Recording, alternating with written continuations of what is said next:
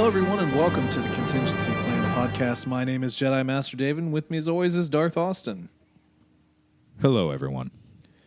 Well, folks, we are back again, and you might even be hearing some crispier audio from the Darth himself as we finally got him his setup. Man, got you everything to get good, scrub or noob. Yes, I might sound noob Cybot. Well, I'll if it sounds like title. the same old audio, then it means that for some reason something went very, very wrong. Yes, and you're actually recording me through the same methods we always do. Yeah. But hopefully I feel a little less monotone to you, just a little crisper. No doubt. So, wow, we have a lot of stuff to go over here today. We've got Light of the Jedi by Charles Soule finally up in the chamber here. Man, very interesting. We got a lot to talk about with this book, and spoilers. I think before we get started, we're not going to go through line by line. And let's be honest, there are so many names. It wouldn't take much if you didn't actually repeat anything. There wouldn't be much to go over. Yeah, there's so many names, so many places, so much to do. Really encourage you to read it. Actually got on the New York Times bestseller list. So that's a pretty cool accomplishment for a Star Wars book. But we have some news we're going to talk about, and then we'll talk about the book. So let's just get started. How's your week been? Oh, not too bad. How about yours?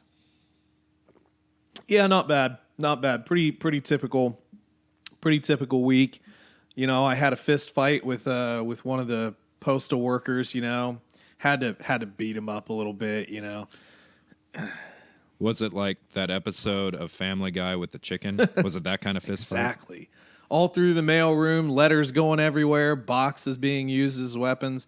Now, I had to send a package, and it was a little bigger because a few post offices around me have those automatic kiosks that you can just go up to and print your stuff out.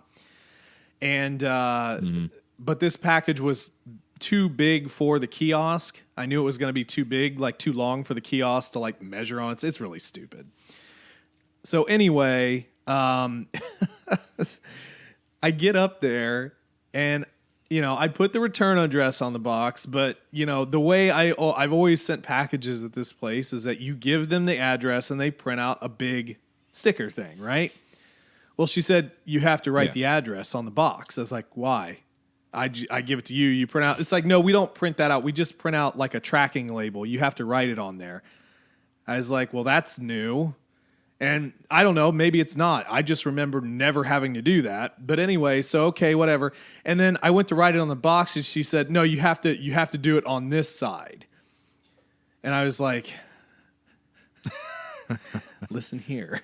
New person. No, a new person. It was not a new person either. It just, I don't know. Things do change, obviously. I get that. But no, I was probably more of an a-hole than what I needed to be. But it's just, I have been very forgiving of our United States Postal Service, and we should be. Especially here in Ohio, there were nodes that were shut down. There were trucks that were, literally just sitting, trailers just being dropped and not being unloaded. But, I don't care. No, I shouldn't say that. There's just been a lot of crazy stuff going on, and but I didn't actually fist fight the person. I didn't yell at them or anything. I was probably a little bit more snippy than what I needed to be. So I felt kind of bad afterwards, and then immediately after I said, "No, wait, I don't feel bad at all." Sorry, not sorry. All right. So, you ready to talk a little Star Wars news? We haven't really been able to talk about Star Wars news in a while. Yeah, it's been pretty dry for quite a while. That's crazy. I mean, last week we talked about we got back in the new Jedi Order, and man, that episode actually wound up being a little shorter than some of our episodes because there wasn't really anything to go over except for the book. Right. But now which usually we spend, at least when we were doing those frequently, we were spending half of the podcast just on Jedi Council and Newsnet and all that. So it's a big change. I mean, unfortunately, there's been so much rumors and speculation going around that there's not a true news to go over, and we don't typically go with rumors and speculation. So Yeah, exactly. Well, at any rate, we do have some here. So let's talk about some news. The first is I don't know if we want to call it Lucasfilm Games or Lucas Games or Lucasfilm Games, but having this, apparent partnership with Ubisoft to create they're saying a story-driven open world Star Wars game. Mm-hmm. So an Assassin's Creed Star Wars game. Let's get it right, okay? So Skyrim was awesome, okay? Skyrim is still a game that I can jump into right now and play and have a great time with. It was an awesome game, and it was truly open world. When you look at something like, like Red Dead. Red Dead is open world, but the story is very linear. You have to do it in Rockstar. Yes. It is Rockstar that does that, correct? I don't want to... Yeah. It is Rockstar. Yeah, okay, sorry. I don't want to confuse that about it. But Rockstar has this plan. You have to do it this way and not any other way. It's a well-done plan, and they actually do very good with that formula, but it's not usually what you go with an open-world game. Yeah. And the thing is, there are people out there who want to experiment with ways to get to the end. So they want different paths, and that's something that Skyrim did pretty well. So when you say a story-driven open world and Ubisoft, come on, log into our U servers for your U points on your U crates. Sorry.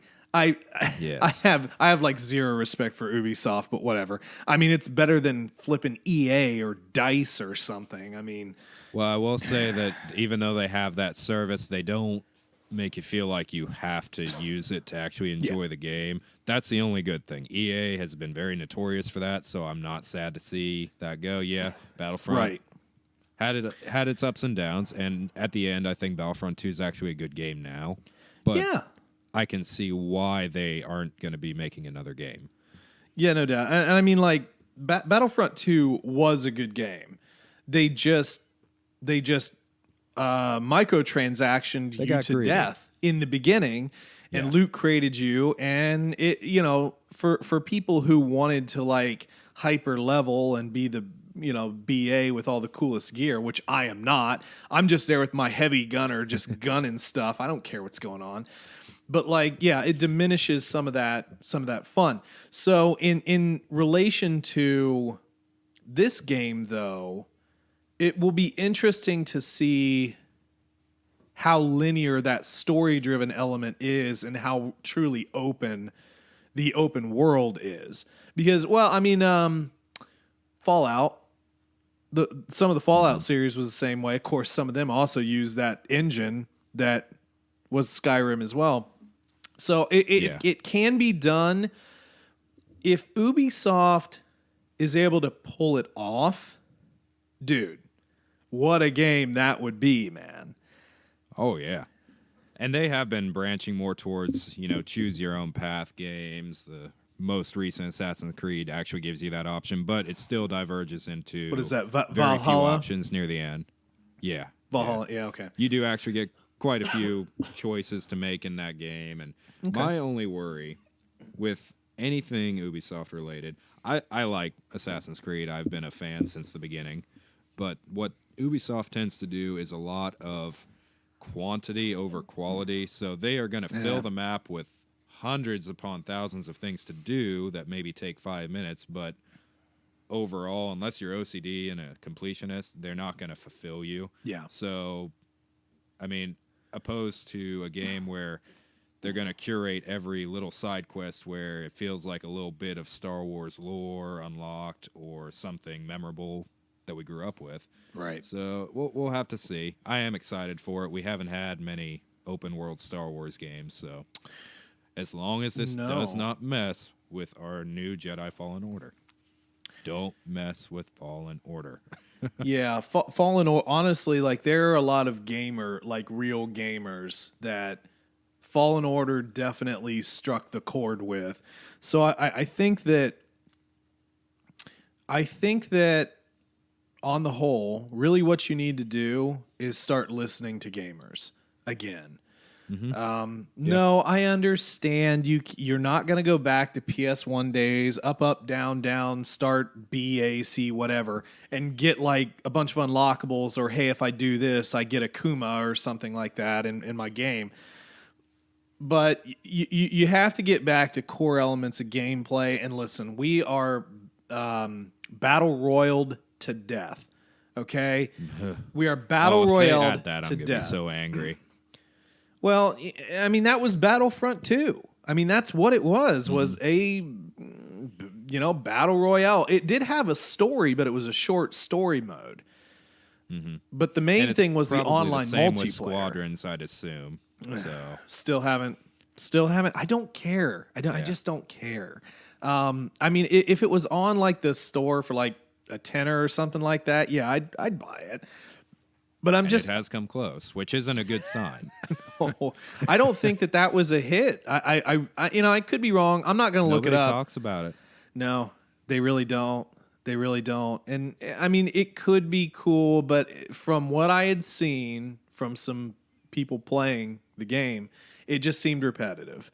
So yeah Ubi, pop open your OO store, give us the OO bucks, and just, make a good game. Okay, just make a good game for us. We need a true open world Star Wars game would be sick.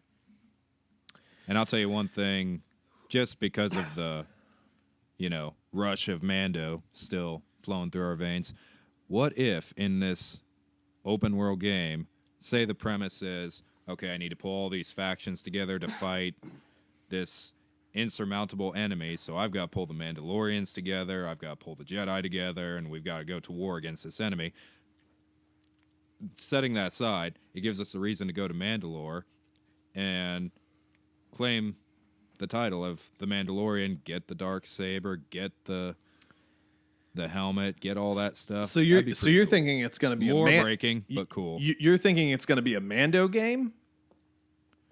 No, I'm thinking that if it's going to be a big open world game, you're going to have the choice to go to Mandalore, do some side quests here and there, and at the end, because what I'm saying is actually, if you were to have a Mando game, just in the scope of games, think of the customization you could do with a Mando. Like you're playing as Mando, like you can hype up your ship.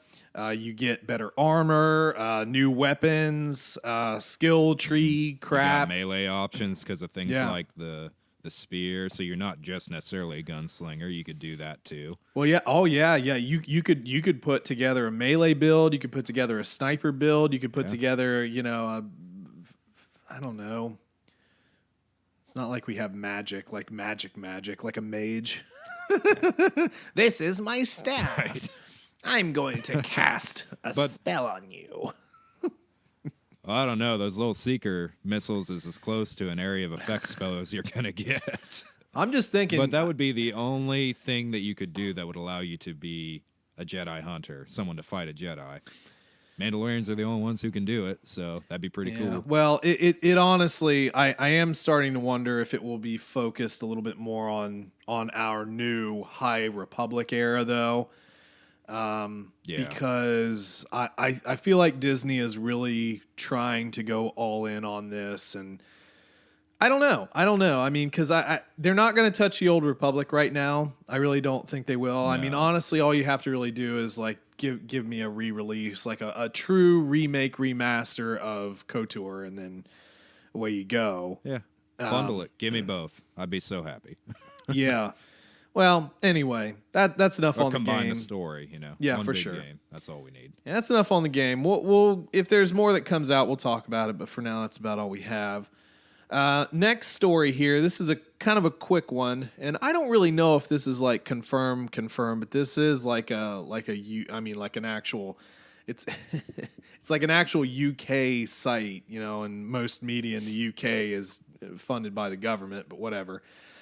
So apparently we have this little drone shots of a set for Kenobi.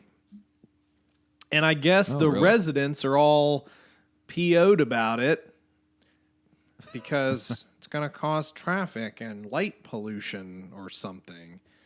So, Oh, no. So, going through some of the, and I didn't really vet this out at all, but I mean, again, I don't really care.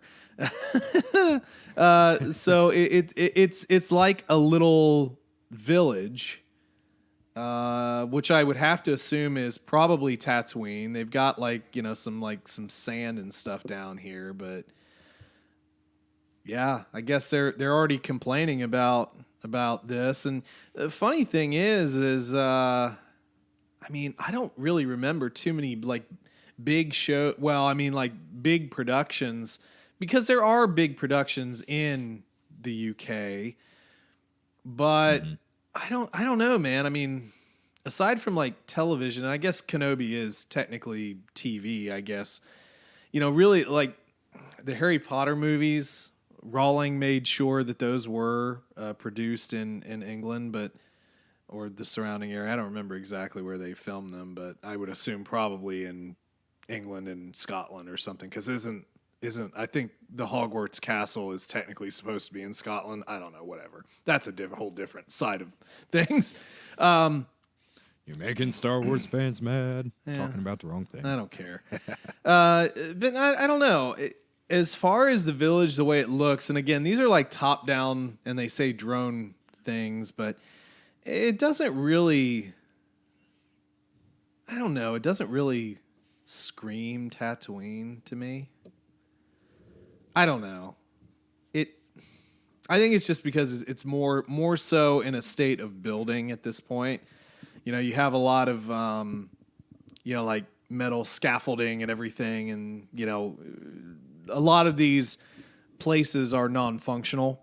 So they're just metal support, and then you're building up with whatever materials you're putting on the outside. But I don't know. Maybe with some CG, because to be honest, with some of this footage, it just kind of looks like it looks like something that a bunch of nihilists or anarchists would go build out in the desert in Nevada or something like that. What is that? I think it's in California. There's some oh crap, I don't remember. There's some whole town that's just an anarchy town or whatever.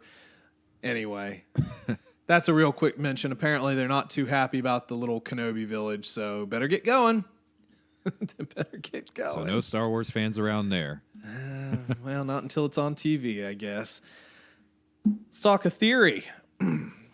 So one of the things that was not answered in The Mandalorian was how old Grogu got out of the temple. Well, one of the theories is it could have been Quinlan Voss. That's a cool theory. Dark Disciple, obviously, I've been through that. I don't know. Did you read Dark Disciple? I think I read it when it first came out. Yeah. Okay. Yeah, that was the one with him and Ventress. Points of it. Yeah, I mean, Quinlan's an interesting story. Yeah. Well, I mean, it was kind of neat. I mean, Quinlan's an interesting character. It was. He's a tracker. He's got the ability that they stole in Fallen Order, making OP Cal Kestis. But anyway, no. So he's a tracker. He's worked along with Kenobi a few times. But obviously, Dark Disciple was sort of his jaunt with Asajj Ventress. Kind of was corrupted by the dark side. Sort of became Dooku's.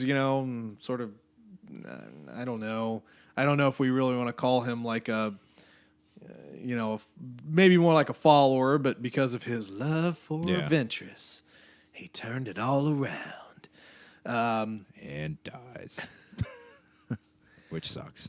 Well, that's not necessarily true, though. I'm sorry. Is it Ventress? No, it's Ventress. Ventress died. That's right. So we don't really know the whereabouts of Quinlan Voss, but it is speculated that he survived Order 66, which kind of would make sense. So what do you think? Do you think Quinlan Voss would have saved Grogu? Because for me, I'm gonna say no. To me, I feel like he would be one that wouldn't even have known of Grogu's existence. Yeah, it's because they're saying that not a lot of people knew of Grogu. They're kind of putting themselves in a corner on who saved him. So I'm gonna agree with you on that. I don't think he would have. He's not high enough in the order at that point to really know anything about Grogu. I mean, who do we actually have that we know knew about him? We can assume that Mace knew about him, and obviously Yoda. Yeah. But, I mean, who else? We just don't have many options. I think that's why there's so many theories going around right now. And I don't even know if they've figured it out yet. I don't think they've decided. I mean, I would have to assume that the council probably knew, at least most of the council probably knew about the existence of Grogu. At least the older council members. Yeah. You know, I mean, Anakin probably, I know the memes. Probably not. Listen, I know the memes. Yeah. They are funny, but he did not know about Grogu. Grogu didn't share a cookie with him. He's like, all right, Grogu, stay home today. That didn't happen. Okay. Right. He didn't know. Obi-Wan probably didn't even know, at least not then. Yeah. Later, maybe, but at this point, no. So to think that Quinlan, I mean, it's interesting because Quinlan in his own right is interesting. I just don't feel like it works for the story. Yeah. So, yeah. All right, ready to bash Disney again? Sure. This is I don't need money. This isn't really bashing Disney, but there was an opinion piece that I read about Galaxy's Edge. Okay, so Galaxy's Edge, I think by a lot of marks, and disregarding the pandemic, original opening and everything, I don't think was quite as popular as Disney thought it would have been. Now, personally, I think it's BA. I want to go, but I didn't want to go when it opened because I'm not that kind of person. My friend Lindsay, she's been, I think, twice or, I think at least twice, and she's loved the experience. But there needs to be more to it, I feel like. And they hitched their giddy up to, was it Black Spire Outpost? Is that? So I'm sorry. We went through Black Spire by Delilah Dawson, and I forget that book so much. I literally forget that book so much. And it sucks because it was actually pretty well written, but there was a little bit too much like promotional for the park. It was more like a build for the park. Ronto wraps. Yeah, Ronto wraps. Hell yeah. Blue milk and Ronto wraps. Yeah. But no, I mean it. But hey, now we're gonna get the 9-egg soup, so it's okay. It's okay. Yes. Well, and then we have what is the new feature? Is it Rise of the Resistance or what is that? Whatever, it doesn't matter. They've added more onto it, so I think that it's a very interesting thing. But like again, so many people have such an attachment to the older movies, and we're not catering to that. We're catering to, what's new, unfortunately.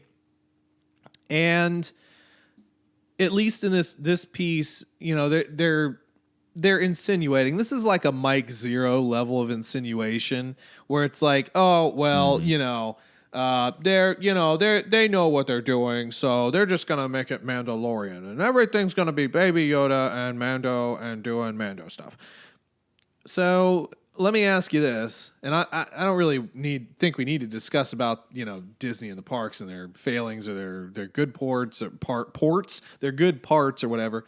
But what would you think about having like some sort of Mandalorian experience in here, like putting Navarre, like the face of Navarre on here, and like chatting with Greef and Kara and stuff. I don't know, stuff like that.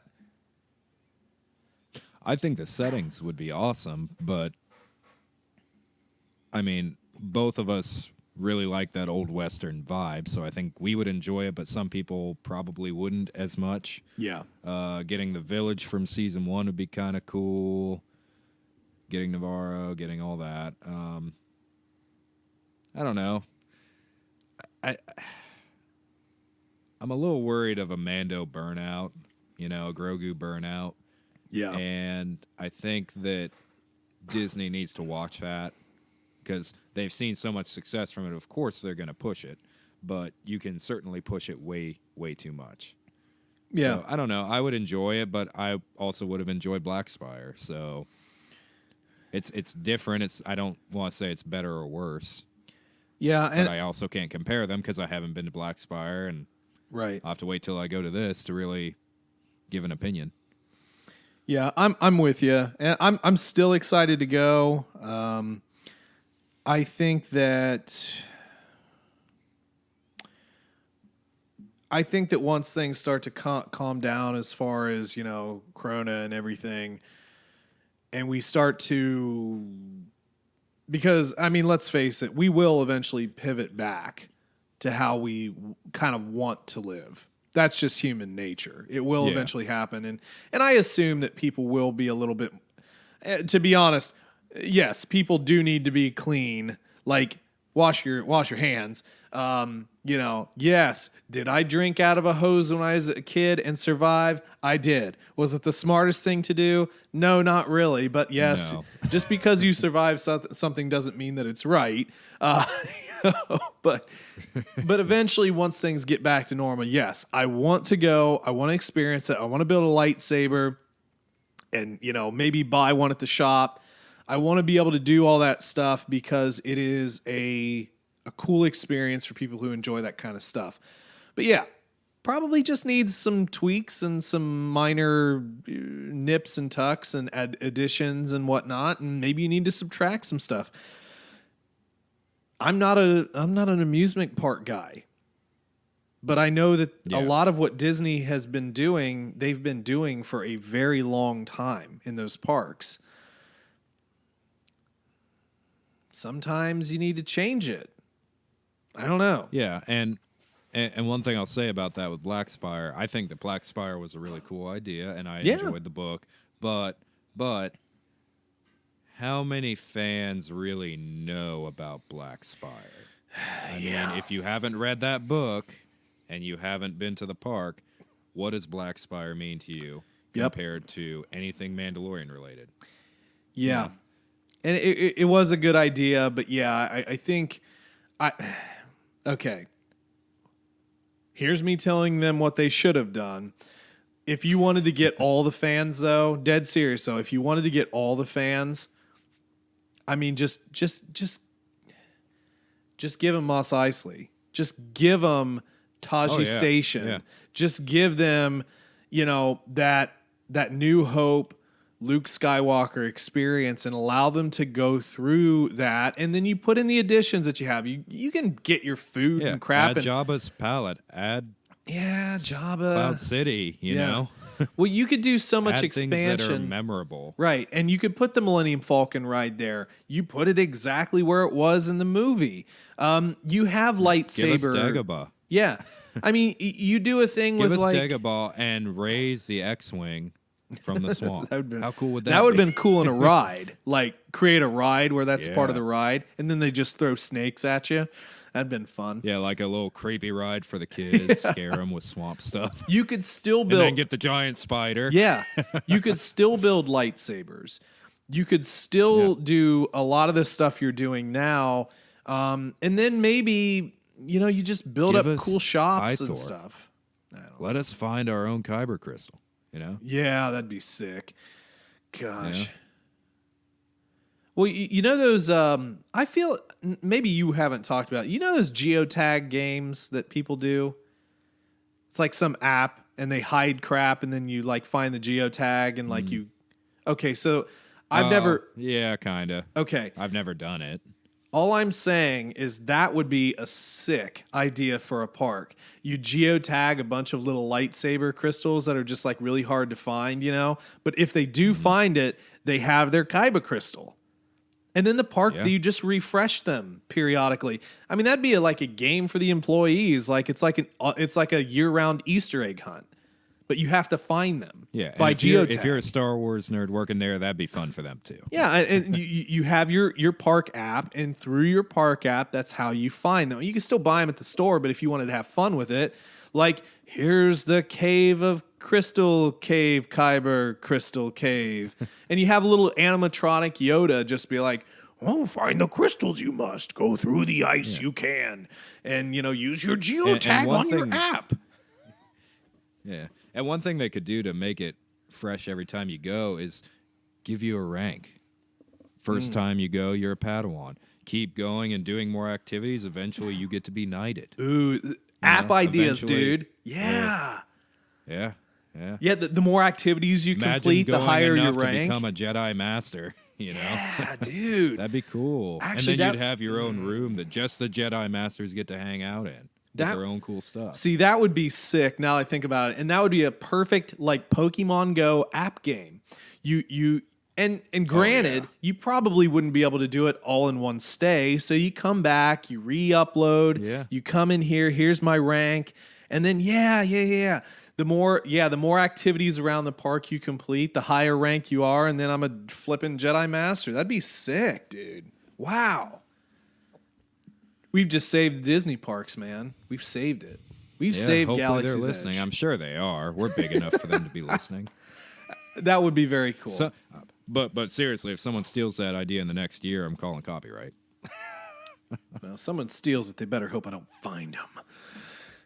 Anyway, let's move on to our last little piece of news. There has been a video going around, and no, not the one of Luke chopping down all those dark troopers to "I need a hero," but a new deep. Oh, come on, that is pretty cool. It was funny. It was funny. Though. Actually, the one I like more than that is when they sync the Darth Vader scene from Rogue One with that perfectly.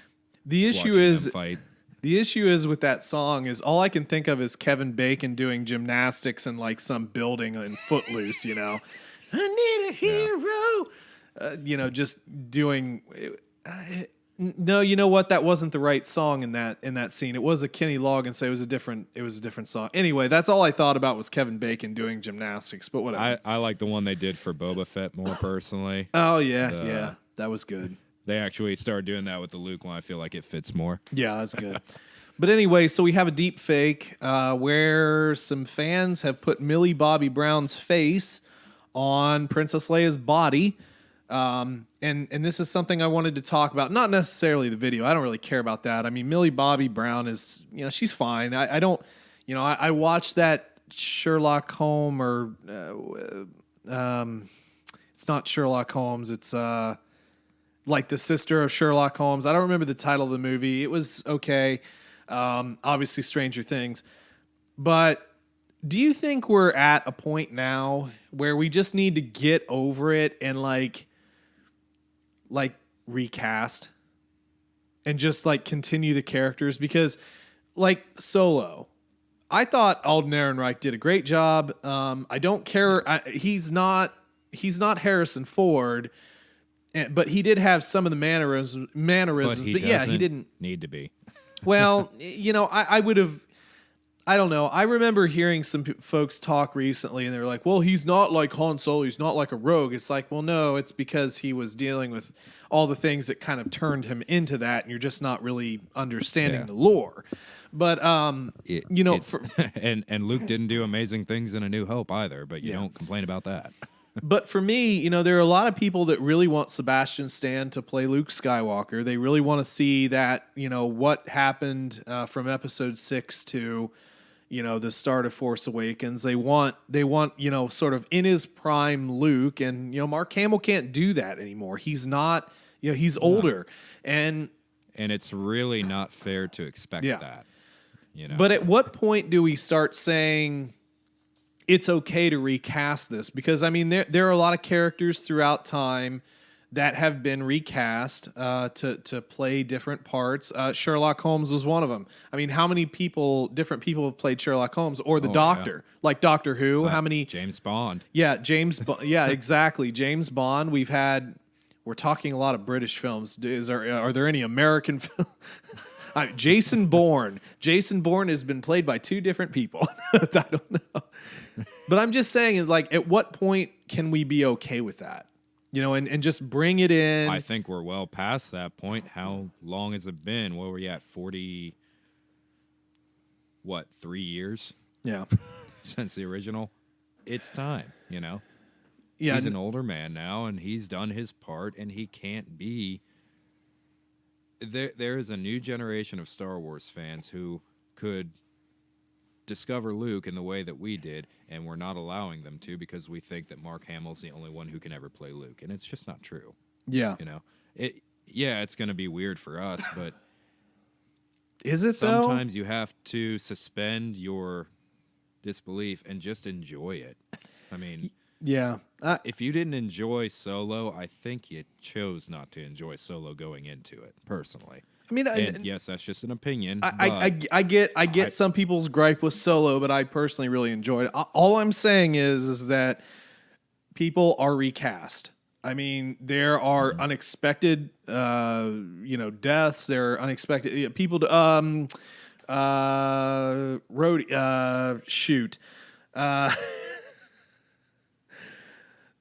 other Iron Man kind of guy, the Patriot from Iron Man, Rhodey, Rhodes, that guy.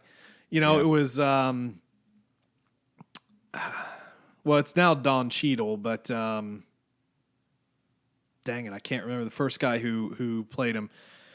I can clearly picture his face, but I can't remember his name. But in the first movie, and then contract disputes, and then you recast him. I mean, Don Cheadle's fine, but I liked the first actor better, and a lot of people do. That sort of stuff happens all the time. Well, look at Black Panther. Well, You think we're not going to see any more Black Panther because of that? I don't know. They might change it in some way. I mean, they could potentially have the sister take up the mantle, and that's fine. Yeah, I don't think you'll see that Black Panther again, because there was a ton of emotion around that particular thing. So I don't think that'll happen, but I understand what you're saying. So I don't know, man. I think it's kind of time we start considering it. No more deep fakes, no more CGI. Recast the character with somebody who at least somewhat similarly looks like them and can just copy some of the mannerisms, but be themselves, act. Just get me somebody who can act. And I'm cool with Sebastian Stan. I mean, he's got the butt chin a little bit there. So it would be fine. It would have been fine if they just did that. Yeah. That's all I'm saying. And again, like you said, CGI, we don't need any more of it. Tarkin was fine. Luke was okay. Yeah, Tarkin was The probably feeling the of best having them one. back was awesome. Yep. But the feeling of knowing they're recast and now we get the chance to see them multiple times and it will be well done is better. No doubt. All right, let's move on to the book. High Republic, Light of the Jedi, Charles Soule. Released on the 5th of January, 2021. The greatest year we have ever seen to this point. 336 pages. 336 pages. What a long audiobook. What a long audiobook that was for 336 pages. 13 and a half hours, I believe. And it drug on, man. It really did. Whoa. I had a random alarm. I don't even know what that was for. Like, it just at 1:22. Is the alarm blank? I even had the sound turned off on my phone. Yeah, it was just blank. I don't even know what the heck that was. That was the weirdest thing I've ever seen. Huh. Sound was turned off and everything, so sorry about the alarm, guys. I'm not cutting it out. I'm gonna call his phone right now to confirm that. Don't do that. I promise it's supposed to be on silent. I don't know. Weird. All right. So again, Light of the Jedi, and let me preface a little bit of this. We are going to have some negative things here. I'm just going to say that out in the front here. It's not that, we like I like the book. Okay, I'm not going to speak for you. I like the book, but there are some critiques that I have for this that might sound negative, but I think that they're just constructive, at least in my mind. And the first constructive criticism I have is that this was panned as being the story that follows Avar Kriss. And although, yes, clearly Avar Kriss is there, she is not. It did not. She is not the only focal point, or even, in my opinion, the main focal point of this book. No. So I would say she's probably 30% of this book, Yeah. if that. So I was a little bit put off by that in a way. Very cool character, and let's get this out there because we were talking about this beforehand. The story was not bad. What I liked the most about this are some of the characters. I think that Charles Soule really hit a home run with some of these characters. I actually wound up caring about some of these characters. So that's a win. That's a positive right there for me. Any more positives before we rip it apart? I think that for a first time Star Wars writer, that he did a very good job making the Force the focal point and really expanding some of our understanding of the Force in some ways. I think that focusing on how Avar interpreted the Force, how she actually read into it was really interesting. There was a few characters that they showed different examples of it. They gave us some really cool ideas for what the Force could be used for. And what we've been wanting more than anything is a Force-centric, Jedi-related book, which we haven't gotten in a long time. So I greatly appreciated that. So he has done a ton in the comic world. Now, in actual novel form, not so much. But he has created much of the Star Wars universe in comic form, which is a big difference. But he has been involved in the Star Wars universe quite a bit. Also, Daredevil, She-Hulk, and the Death of Wolverine kind of like storyline. So he's definitely been active. Okay, let me start with something that I don't feel was a real positive for me in this book. Some of the writing style. Okay, for me, this book was one big repeat-a-thon. There was a ton of stuff that was just repeated over and over and over again, and it got a little annoying. It's like, I'm going to say one or two things about the Starlight Beacon. And then I'm going to say those same things over again and then maybe add one or two more things. And then a little bit later on, and I'm literally talking about like the end of the book, we already know what Starlight Beacon is. I'm going to then re-explain 20 minutes before the end of the book. Literally I'm going over everything that it is. I'm going to re-explain this again to you because apparently you haven't got it yet. Or I don't trust you to have gotten Now, it. some of this is coming from different points of view. So what he was doing, and again, this is my opinion. Obviously, Charles Soule is not here to defend himself. But from my standpoint, he is using different points of view and what they would think at the time. But the issue that I have with that is that it's my POV that I'm worried about. Tell the story on the whole shot. I understand that they're going to see things in their own time, but I don't need to know that because all you're doing is recycling the same information over and over again. Why do I care about the names of Lena So, the Chancellor's cats?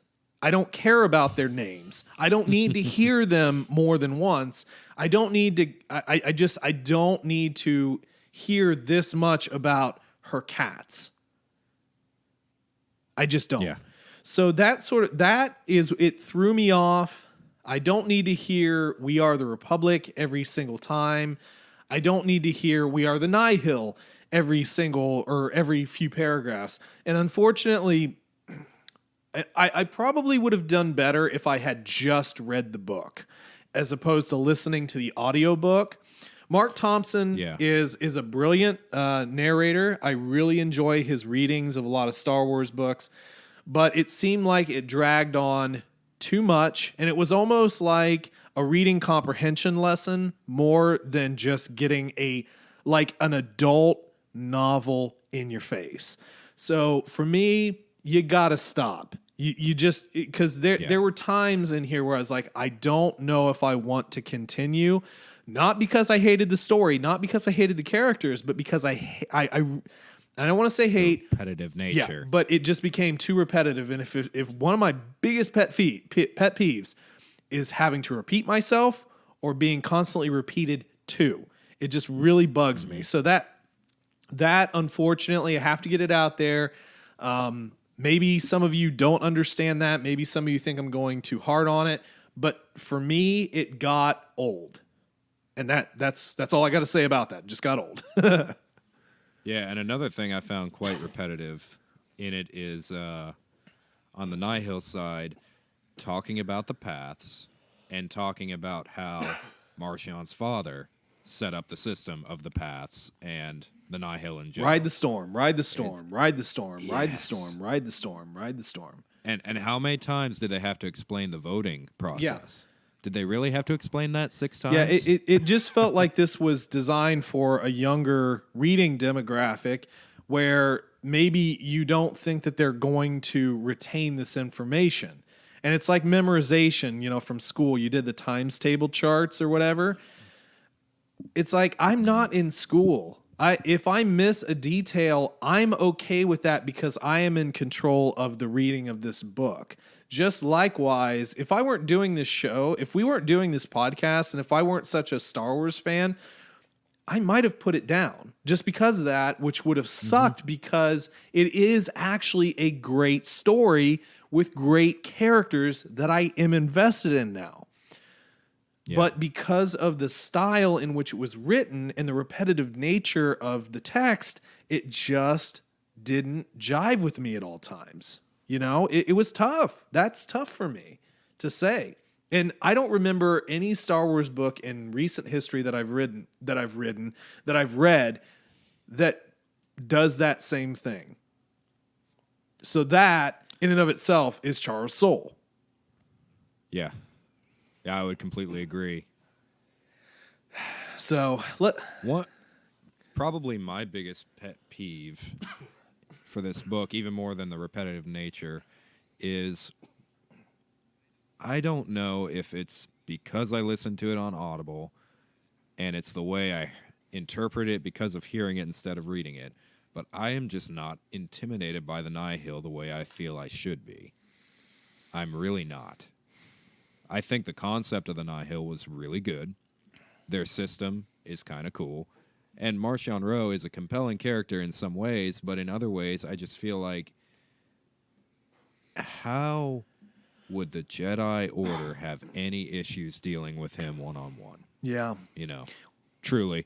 And the Nihil in general is just a bunch of disorganized partiers who like to raid and pillage. They aren't all that intimidating against a true force, which we don't get. Let's get a little bit harsher on the Nihil, because what they actually are a bunch of drug addicts, adrenaline junkies, and anarchists who don't fit into the classic mold of this very classical period of society that is intent on peace.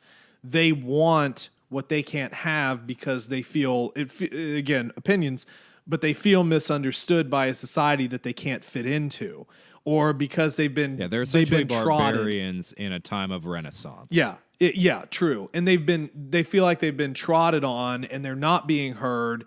The galaxy is a huge place, and because the Republic has extended this, Lena So even says it here. I'm the chancellor of everything, not just like the core or something. I'm the chancellor of everything. That's probably that's one of our biggest issues we've always had in Star Wars. It's been explored 100,000 different times, where the Republic is always overextended. And because everyone knows about all of these worlds, they become disillusioned with their own, in their opinion, slow experience on whatever rock they're on. And that doesn't Backwater world. How many times have we heard backwater planet? and I think that's a problem because, you know, you can see that in society here where there are people in cities who look down on the humble farmer who is just trying to get by. Do you remember there was a song, Hank Williams Jr., well, it's just the country boy can survive, you know, and he talks about, you know, having a friend in New York and everything. And, you know, he always called me hillbilly and everything, but we were able to trade some stuff back and forth and whatever and maintain a friendship. Well, that just doesn't really always happen in a lot of cases. You know, there's and it's worse today, I think, than it's ever been. But this idea of looking down on people. And in this universe, it's very similar to where if you're in some sort of planet that doesn't come up with anything, well, I mean, in effect, like, let's just say Tatooine, what's Tatooine's export? Sand? I mean, they don't really have that. So they're getting by. And like Luke was always dreaming about getting out of here and joining the bigger cosmos, which isn't a bad thing. But don't look down on the humble moisture farmer who is living their life. You know, they are making their way and living their life. So I think the Nihil are just extremely disillusioned, and they're nuts. They are legitimately insane, you know, and hyped up on drugs. They are nuts, and quite a few are very incompetent as well. Yeah. They don't do well in all these plans. They don't actually work together as a group. Half the time they're too high to actually carry out their tasks. Which we've seen. We've seen a couple of times. Let's just back off just a wee bit and let's hit some major story points before we get too deep in, because I know that there's some deeper things we need to talk about some of these characters, but our book starts with the Legacy Run. We learn that this great disaster was effectively the Legacy Run being torn apart in hyperspace, and pieces of the ship are strewn across a wide swatch of, you know, this Outer Rim territory. And the issue is that the pieces and parts of the ship, which included these pods that families lived in, so they were like literally living people in these pods, are still traveling at light speed. So anything that they come in contact with is essentially obliterated. Literally disintegrated. Like there's no hope. We even have a scene with our technicians, who they were like, they spot this very early on, and they send a message, and they're like literally getting ready to leave, but because these things are going so fast, the piece was on them before they even had time to move. It was like in the blink of an eye. That's how fast it was going, fast and light. So they were annihilated. And you know, the death toll on multiple planets is so high. It is a disaster that nobody could plan for and was technically seen as impossible. Mm-hmm. Now we learn, just following the storyline here, we learn that this was caused by a Nihil ship who is traveling in an alternate hyperspace route that, again, was technically considered to be impossible. However, the Nihil have the Eye, who is Marchion Ro, who provides paths that are not known to everyone else. And these are provided by names. Mari Santeca, who is extremely old at this point. They do not really explain how she's able to do it. Now, I will say, Is it the Force? Is it just that she's extremely smart, like one of those beautiful mind level type of smart people? Maybe. But she is able... Well, it kind of makes you wonder if it's something similar to the Skywalkers. Yeah. In a way. And see, that's a good thing to bring up. Yeah, something Force sensitive, but maybe not like Jedi Force, I guess. So she is providing the paths to Marchion, and previously her Marchion's father, which I also had up here. Maybe was it Asgar Ro? Asgar Ro. Yep, that's it. Asgar Ro. But Mari is getting old. She is beyond ancient at this point, and it's very possible that she'll die. So Marchion is pushing and pushing harder for his sort of grand plan. Now, getting back to the original disaster, this book actually entails a lot. The first act is attempting to save a planet, and the Jedi are called in. And this is where we get Avar Kriss. And we learn about her unique ability, which we actually know something about from a new Jedi Order. This is something that Anakin had displayed, Anakin Solo, had displayed in New Jedi Order when he was able to merge minds with his siblings to pilot their ships against the Yuuzhan Vong. Now, in this case, Avar is able to see her little symphony going on and help direct and communicate with all the other Jedi in their little vector ships, which, to be honest, I don't know what your opinion was. These vector ships seem kind of like crap to me. They seem like crap. Yeah. They did. You have to use your lightsaber as like a key. What is up with it? I mean, I get the security feature, like, but this is what the High Republic offers you as you're these prestigious warriors who protect people. And it's like, so do you want the Jedi to die in this? The only thing that was cool about the vectors was the fact that you could pilot them without being in the ship. Yeah. And there's actually, I forget who does it, but there is a Jedi who actually pulls this off at one point. So it's kind of cool in some ways, but it is a very bare bones ship. And I think they might have actually done this in an attempt to do something that Star Wars rarely does, which is not introduce higher level tech in something that would be considered a prequel. So that was Indira Stokes, who, if I remember correctly, we will be seeing more of her in the future, possibly. But yeah, she was stationed at the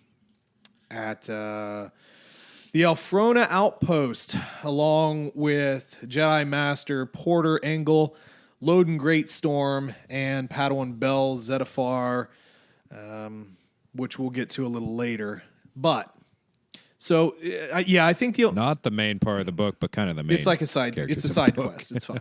But the vectors. I think the only cool thing about the vectors is that the force connection that these pilots have with the ship to fly them more by the force than by physical handling at times. But yeah, they seem like very fragile ships. And listen, I know I love A-Wings, and you all love A-Wings too. They had their problems, but they feel like they could kick a Vector's butt 100 times out of 100 times. I don't know, man. Oh, by the way, we didn't even give you a weapon system. You're going to have to call upon your lightsaber to actually use this to... Well, they have lasers. Sorry. They have little lasers or whatever. I don't know, man. So, yeah. No missiles, just some little lasers. And just put your lightsaber in a hole and press buttons with it. It's great. Mm-hmm. So, anyway, Avar is able to direct all of these Jedi. And when the buildup was happening for Kriss here is that she was basically the hero, who stopped the great disaster. And in a way, she kind of did, but she's also not. Her main contribution here was, so on the Legacy run, and I gotta say, God, I feel so terrible for that captain. She did literally the captain of the Legacy run. She did everything she could to avoid disaster and really went above and beyond. Such a cool, light that was snuffed out really quickly. Even her lieutenant, who was so loyal. Yeah, and speaking of that, isn't it kind of, it's a bit jarring at how nonchalantly they kill off these people. There were a lot of in this book. Yeah, there were a lot of deaths. It's like mid-sentence, and they're gone. But you know what? It does drive home the point. It drives home the point very poignantly. So, yeah, it does. It is what it is. I'm not saying it's a bad thing, but it is something that we're not used to in a whole lot of Star Wars. I'm with you there. Media of any type. Yep. So, aboard that ship, the Legacy Run, they were carrying Tabana gas, which we know for its volatility. Which is very smart, full of a passenger transport. Yeah. Just put a bunch of volatile gas in with a bunch of passengers. It's fine. Well, at any rate, it's that part of the ship starts heading towards the sun of this system. And of course. Yeah. Well, and this is kind of displaying a lot of Avar's, power here. She is able to use this connection with the Jedi so that they can all use their power in order to stop this fragment from going into the sun. And we're even told that this isn't just Jedi that are here. This is Jedi around the galaxy. On Coruscant. Even. On Coruscant. They even mentioned a little known Jedi. I'm not even just talking little known, but like a little Jedi. Just a wee little Jedi by the name of Yoda. Okay. Yoda's lending his strength here. He didn't really help much, but he lent some strength.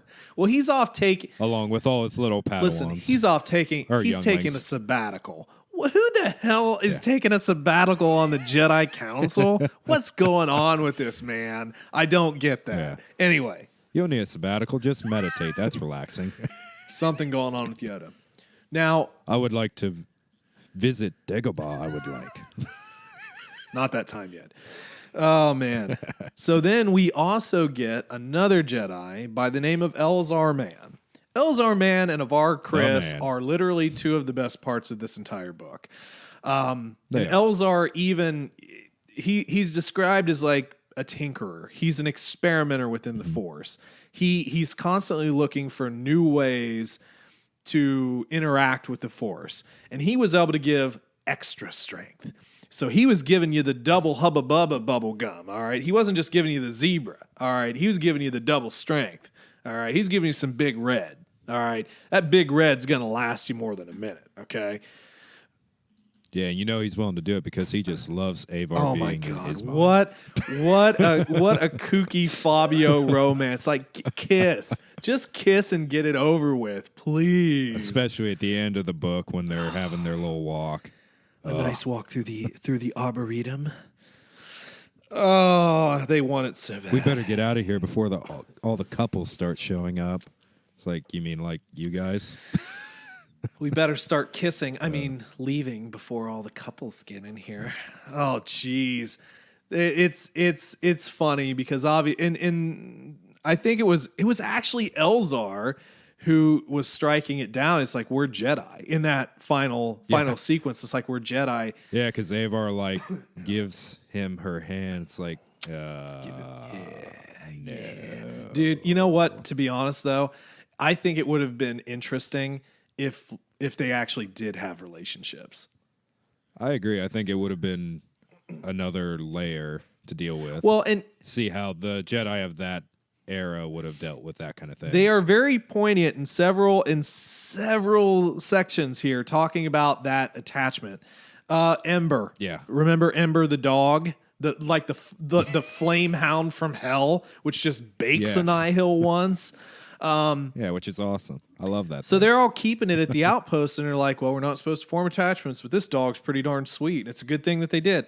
Yeah. I don't think, and we've said this before, Jedi should be, the attachment thing is bullcrap, okay? It's not the attachment that makes you weak. It's the fear of loss that makes you weak. And yeah, the attachment actually can make you much stronger because it's your love of people that you're able to draw from the light. Yeah, so we don't need to go down that rabbit hole because we've already talked about it, blah, blah, blah. But anyway, yeah, they are so hot for each other. It's hilarious, and it's like just give a little. But in a cheesy way, it's kind of well done. It's cute. It's a cute relationship because they're so very aware of it, and they give in a little bit, but not quite. Because they know their duty. There's even another pair of Jedi, which unfortunately one of them ends up dying. I cannot think of her name, but that's the one offers for her to be his partner on this new mission, and she's like, "Oh, if I didn't know any better, I'd say you were getting attached. I might have to report you to the Jedi Council."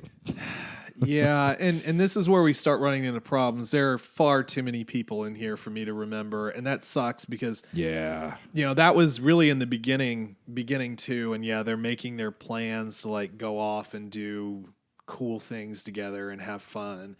And then there's just so many people that are snuffed out. So anyway, the Jedi are able to stop the fragment. It's actually been broadcasted over the net, right? So everybody in the galaxy is seeing this. They're seeing the strength of the Jedi. And let's actually stop and talk a little bit about the strength of the Jedi, because I'm going to say this. These Jedi, on their power scale here, probably would have killed every single one of our Jedi in the New Republic. Have annihilated everyone. They're... Loden probably would have been able to defeat 90%. I'm talking about Porter, man. Porter Angle. Porter too, There was a part when, I guess to explain their story angle, the Nihil go to abduct a family of miners who are living on the planet that the South Outpost is on. A rich family from Alderaan who went to live simply, which could be something later, but we don't know. Hopefully. So Porter Angle is a super old Jedi master, okay? And he's kind of out of commission, picks his own assignment to like go quietly retire. He's a chef now. So he makes soup and it's good. Porter Angle, during some of these fights, he's like, I could have like stopped the bolt. I could have redirected it, but I just wanted to flick it. So he had choices. He's saying, I could have done anything. They're never going to be able to shoot me in this current thing. This scenario here, but I could have done whatever I wanted, but I chose to do this. The mines, the mole mines, and each of the Jedi taking care of them in different ways. The piloting, just a lot of the things that they're saying about their connection with the Force, and even when they talk about listening to the Force, to the will of the Force, it's different because the Force is with them. And I feel like in the New Republic, in our prequels... The will of the Force is not a thing in our generation's Star Wars. It truly is. I think it's abandoned them. I mean, they are actually so much more like Qui-Gon than the rest of the Jedi of our era that we grew up with. It's kind of awesome in a way, and this is what I was hoping for. But I don't think that they're necessarily quite like Qui-Gon, but they are so much more in tune to the Force.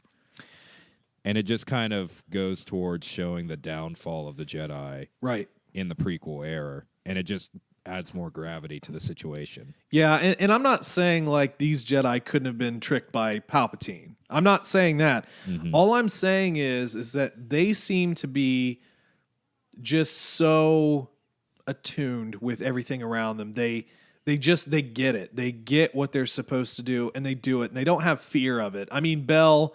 he has some fear about the falling and, catching himself. Again, listen to this, man. We're talking about, the only time we really talk about falling and saving yourself was a little bit in the Ben comic, and then we do see it in Rise. All these Jedi are like, dude, it doesn't matter how high up we are. We're just going to coast the currents, man, and just, give ourselves a little pushy push on the ground, and we're fine. Yeah, and just actually finding out how you do it, because... all we've heard in the past is Jedi can fall from great distances and not be hurt. Yeah. It's like, oh, no, actually they manipulate gravity. They use force push. They use downdrafts to help them, they're literally, through the Force, they are seeing the current of the wind, and they are coasting down on that, allowing that to slow them, and then finally doing basically a force push off of the ground to give a softer cushioned landing. I mean, it's not like... Yeah, they're essentially trying to move the Earth, and that's how they don't die from falling. It's actually pretty amazing, the description. I thought that was super cool. But again, it seems like these Jedi just are on another level. They're just on another level of understanding of the Force because the Force is truly with them right now. Yeah. They're OG, man. Yeah, they're OG. They're OJ. No, they aren't. No black gloves here. No Ford Broncos in this galaxy. Goodness. So let's go ahead. So we have the disaster now. There are still fragments of the ship. They are able to kind of figure out somewhat quickly as to sort of a general idea. And then, unfortunately, I didn't look him up. So that's on me, but we had a technician from this planet who postulates an idea to help track the fragments or predict them. So he gets like over 50,000 Navidroids, right? Which is ridiculous when you actually stop and think about it. But he puts it's pretty entertaining. And he puts this node together. Hitting my mic stand, by the way. He's putting them together in these nodes, and they're running all these computations. And then we get to see another crazy force ability. We're on the moon. Heat. Computers heat up. He's trying his best. It's getting ready to fail. And then, guess what? Elzar Mann and Avar Kriss just create a freaking storm. Yeah. They just suggest the weather. What are we doing here? Like, hey. You want rain? You want to rain. Rain. They create a storm. Yeah. Isn't this like some Luke Skywalker level crap? I mean, isn't it awesome? It's wild. It is completely wild. And like I said, this is a master class, okay? Avar Kriss is a master. Elzar Mann is a knight, but he becomes a master. But he's really a master at this point. Yeah, already. the council's knowledge. The council's a little annoyed with his experimentation. It seems like they're Qui-Gon in it. Yeah, but he did. He is master. He is a master. So this is master level understanding of true master level understanding of the Force, and legitimately nothing is beyond their grasp at this point. They literally created a storm. Which is both so exciting and concerning at the same time.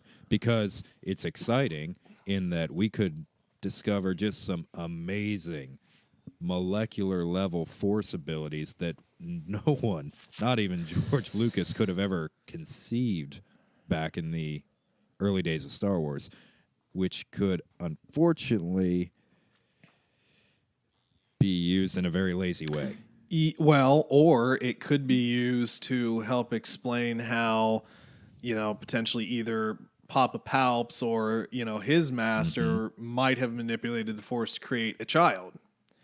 That sort of level of Force manipulation that these Jedi seem very capable of doing. But again, no offense to Obi-Wan, dude. I love Obi-Wan. But do you think Obi-Wan could call down a storm?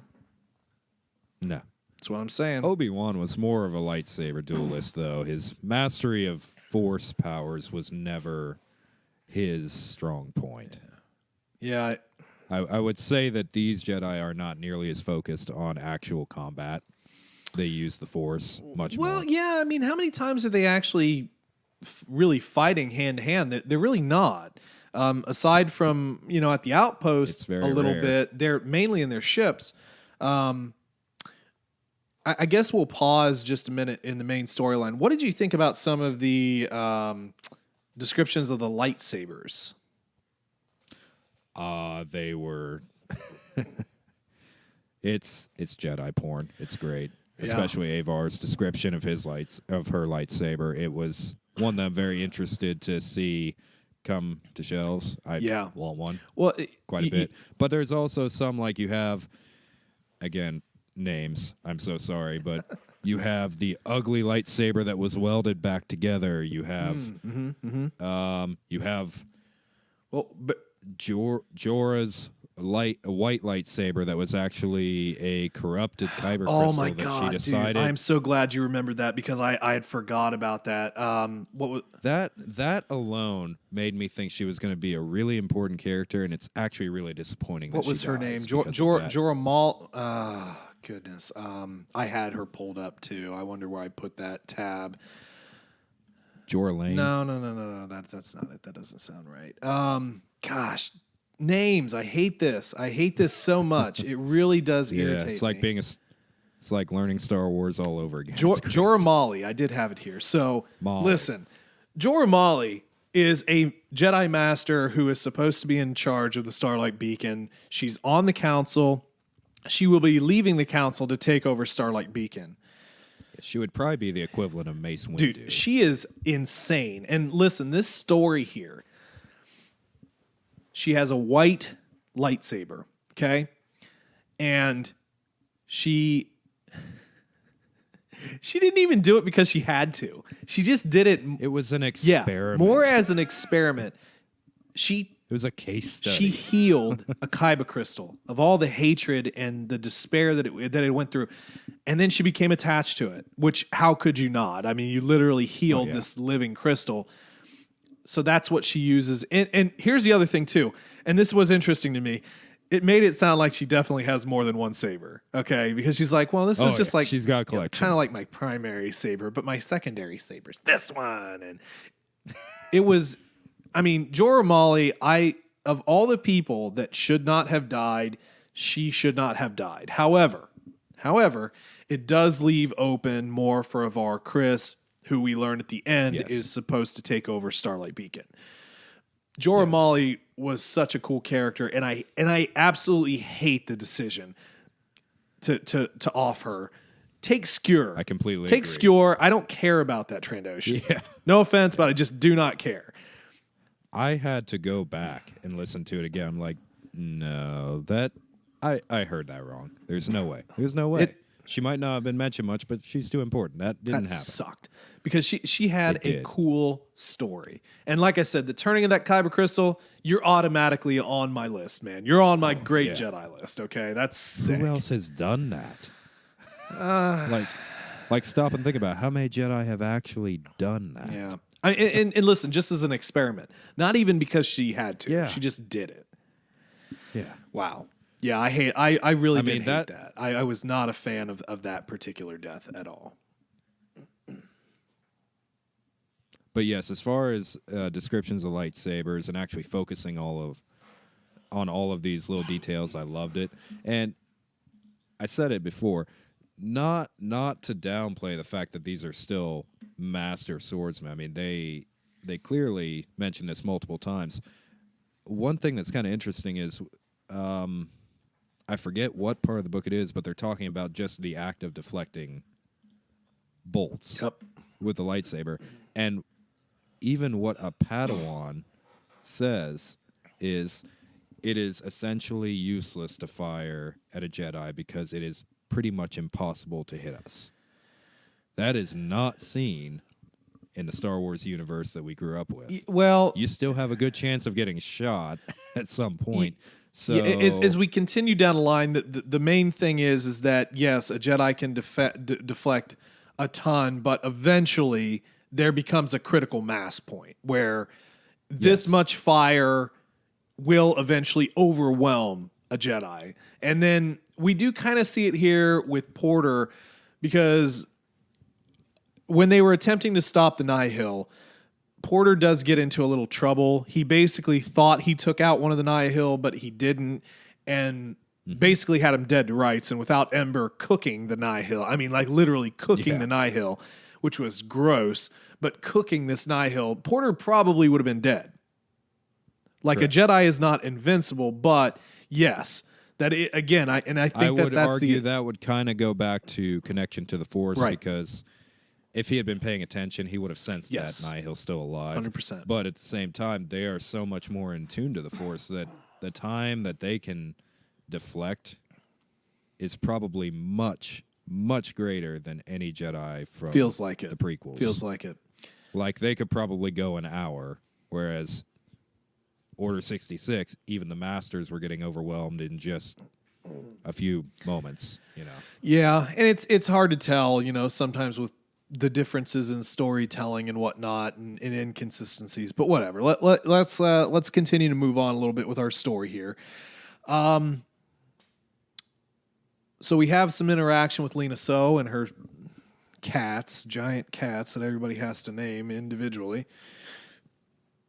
And we get a little bit more of her vision for the galaxy, really wanting to bring people together and these great works. She's constantly, and I'll be honest here, I'm just going to say it, almost vainly is like about these great works. And I kind of fear it's a bit narcissistic. Well, I don't know if I want to go that far, but like I feel unsafe for her. Like I feel like something will happen to her because of her sort of almost Mon Mothma-esque reliance in peace, when clearly the Nihil are not peaceful and there's people who aren't.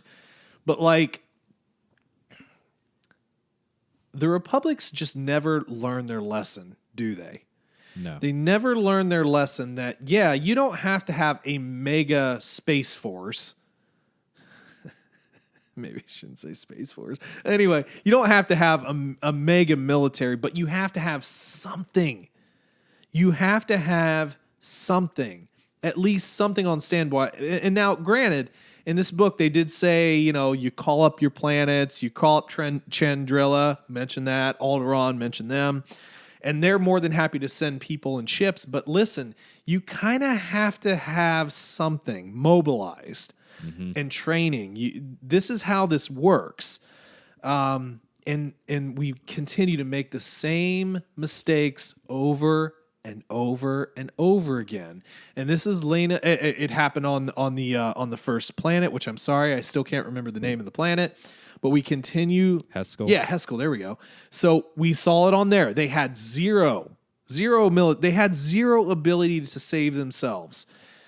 Yeah, and the actual Defense Force actually even calls out the governor on that. So, which is kind of an overarching story in itself. I mean, no one really wants to acknowledge it, but everyone's made that mistake. Yeah. That's just kind of where we first hear of it. Well, it's a fine line, isn't it? It's a fine line you walk between liberty and protection. It's difficult because the larger your military force, it can cause unrest in some ways. And if you're at a time of peace, it's more important to most people to focus on putting money into agriculture, outreach programs, ways to learn new things. Yeah. It is more important, but you always need a defense force. Well, and It's just not even an if option. it's just like a mobilization, almost like militia, you know, you call up a planet and you get some people to help out, you still need to maintain and make sure that you are, you know, refreshing yourself, training, having ships. Not spreading yourself too Yeah. thin. And the bigger your supposed domain is, the more you're going to have to make sure that you are adequately equipped. And they are not adequately equipped for this, which is too bad. But again, we saw the same mistake being done in the Aftermath series with Mon Mothma. It's unfortunate that we're not necessarily learning. And here's the thing: nobody really wants to have some huge military organization overarching everything, and that's something that we see with the Chiss, right? The divide between the civilian population, the ruling parties, and then the military. But at the same token, you do have to make sure that you can keep your folks safe, man. And there's always a potential threat. There is always somebody who won't look at fit Naboo. in there. Yeah, for sure. So anyway, we know that Lena So has cats, by the way. So that's great. I don't think you've mentioned that. I think I need to mention it again. Later though. Later in the conversation. we are all the Republic. Yeah, goodness, sorry. All right, so let's move on. So You know, probably the thing that annoyed me the most was when we have our little military force trying to save the 7 members of I don't know if it was a satellite. oh yeah, the satellite. Yep. or- Yes. Yes. And playing who can at sacrifice one point- themselves first. Yes. Yeah. Yes. And early on, the commander's like, I would totally understand if he said that we can't fix the reactor. He's got a lot to live for. He could just easily say, nope, can't be done. We got to leave. And he's like, I can try. He's like, we are all the Republic. Yes. Good job, boy. Yeah, that was, I mean, that was tough because first and foremost, as a leader, you should be ready to make sure that your people are taken care of first. That's your job. Yes. But the whole thing just seemed kind of like a bumble from one moment to another. Well, this happens. So yeah, that was a little bit of an oddball, and that was that guy's name was Bright. I remember that name for whatever reason, and that was sad because you had Peoples, and I remember that because I went to school with a guy whose last name was Peoples, who was one of the stupidest characters. He was. Hey, I'm going to make a joke on everything inappropriately. I don't understand humor. I'm good at it, but I don't know when to use it. No, that means you're not good at humor. Yeah. So anyway, let's see. So we have the disaster semi-averted. We have the Chancellor. We have the prediction, making storms. So now we know where to find the flight recorder. Okay. And then we have a little bit of the Nihil. The Nihil, we'll talk about them a little bit later because a lot of this is like plans on top of plans. We get the flight recorder. We're able to, figure out where more of these pieces and parts are out here. The Nihil attempt to extort a planet of hunter warriors, which was a really bad idea, and they weren't able to stop one of the pieces, so it strikes the moon, killing billions of people. Did you know very early on that they were going to get revenge? Oh yeah, clearly. I mean that was that was very clear. That's great. Gosh, the head of that planet, who wouldn't want to mess with her or any of their people, but specifically her. And then I think we can kind of back off of the Republic a little bit here, and then just jump a little bit more into the Nihil. So the Nihil have 3, what were they, Tempest Runners, and then there are Clouds and Strikes, and then you have the Eye who provides the paths, and they're all stupid and warring with each other, and they shouldn't be able to do anything that they're doing, but they do it anyway. And you probably forgot that, so we're going to remind you about 20 more times about it. Yeah. Well, they're in constant conflict, and you have Lorna D, Paneta, and Kosov Milico. And let me just stop here and say, I do not care about any of these 3 people, like at all. Thank you, because neither do I. I don't care about any of the Nihil. Now, that's not to say that I don't care about the threat of the Nihil. I do not care about these people, and I hope that they are brought down hard. Yeah, this is certainly not one of those situations where it's an anti-hero. I'm not rooting for the we bad actually guys. Care about them. I want them dead. I want their families dead. I want their friends dead. I want their cousins dead. I want them all dead. All for Mari Santaka. She's so nice. It's just not right. Yeah, poor Mari Santaka, man. Even when I got to that point, I even text you like, man, this is a pretty dark book. That's pretty... I mean, this is sad. What was their music called? It's not cyberpunk, steampunk, something punk, a nihilist punk. I don't remember what they called it. Thrash punk or something stupid like that. I did think it was funny when they'd click on the music in the audiobook and you're like, yeah. Dun, dun, dun, dun, dun, dun, dun, dun, dun. They're smashing bulbs in their face with whatever the hell they're doing drug-wise. And by the way, I'm sorry if this is getting too graphic for people who don't like talking about drug use, but didn't you think it was kind of funny when they had to mention, like, yeah, this device is used for any type of nose. Yeah, whatever nose they have, this goes right in it. Sick. Like, okay, I want you to explain how this works, but at the same time, I don't. Let's not take any more time. So dumb. And just the way they even talk about drugs in this book, it's like, yeah, they had a tray of drugs and they were just taking drugs all the time and they were always high. They're listening to punk and taking drugs. So go enjoy the tray of drugs. Let's outline a little bit these 3 Tempest. I keep forgetting. Oh, let's. Well, no, let me just say a couple of words. So we have Kosov, who's the idiot. Pan who's fashionable. Pan who's fashionable. smart idiot. He's the most forgettable idiot. And then Lorna. No, that's Lorna's the survivor. No, I'm sorry. She's the stupid idiot. I'm sorry. She's the stupid. I don't know. To be honest, though, I think she's probably the best prepared out of the 3. But she still gets bested so easily. Well, I mean, yeah.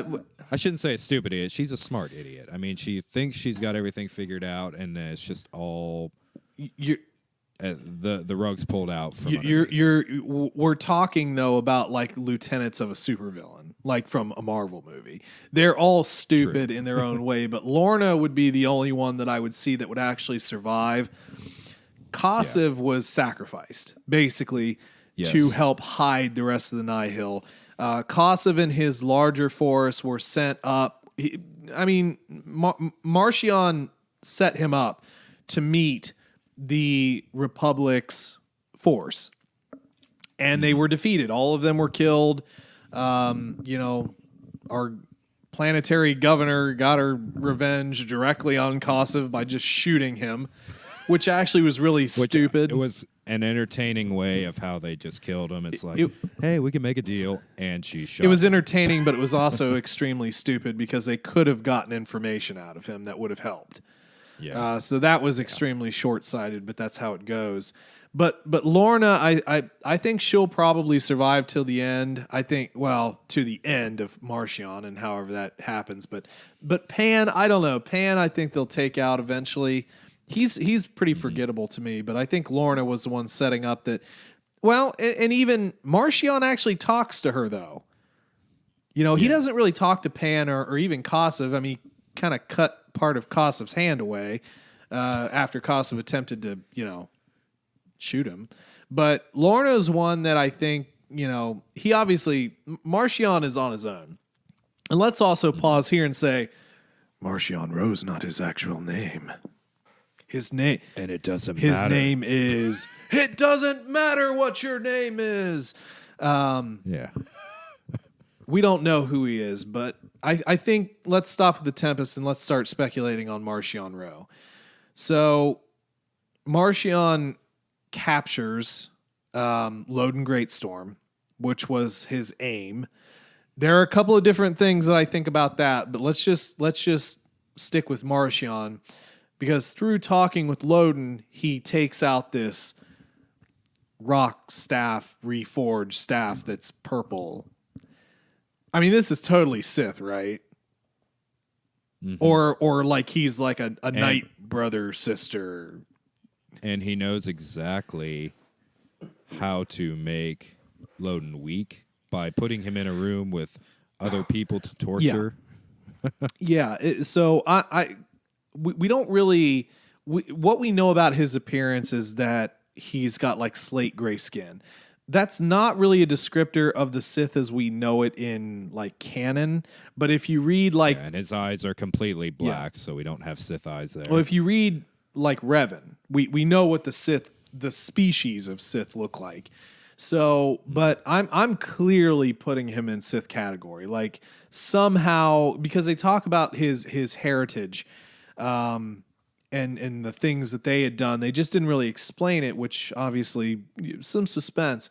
But there's clearly something very odd about this. But I will say this: one mistake that they made here, and this is a very egregious mistake in my mind. You're building this up to be your big bad guy, and there was some interviews with Soule saying like, I'm trying to make this bad guy on the level, and this is his words, on the level of Kylo Ren and Darth Vader. And I'm thinking to myself, well, that's kind of a stupid place to shoot for, because Darth Vader eventually turns good, and Ben Solo, Kylo's kind of a whiny baby, and then gets back to being Ben Solo. So you're saying he's going to turn to the light in the end? I don't think that that's the aim of Marchion Ro. I think that was just like not necessarily a good descriptor. But for me, with Marchion, the mistake is as he is tweedling his little mustache and not quite telling Greatstorm all the plan, Loden Greatstorm... He doesn't do that. But he does still. Yes, stupid. Loden is able to gather enough force energy to push him back and make Marchion hit his head against a bulkhead or a wall or something. That should have never happened. It makes Marchion look like a complete and utter wimp, like a complete failure. It's like, what? How am I supposed to fear this guy because he has a purple glowy rod and because he's exploiting an old woman?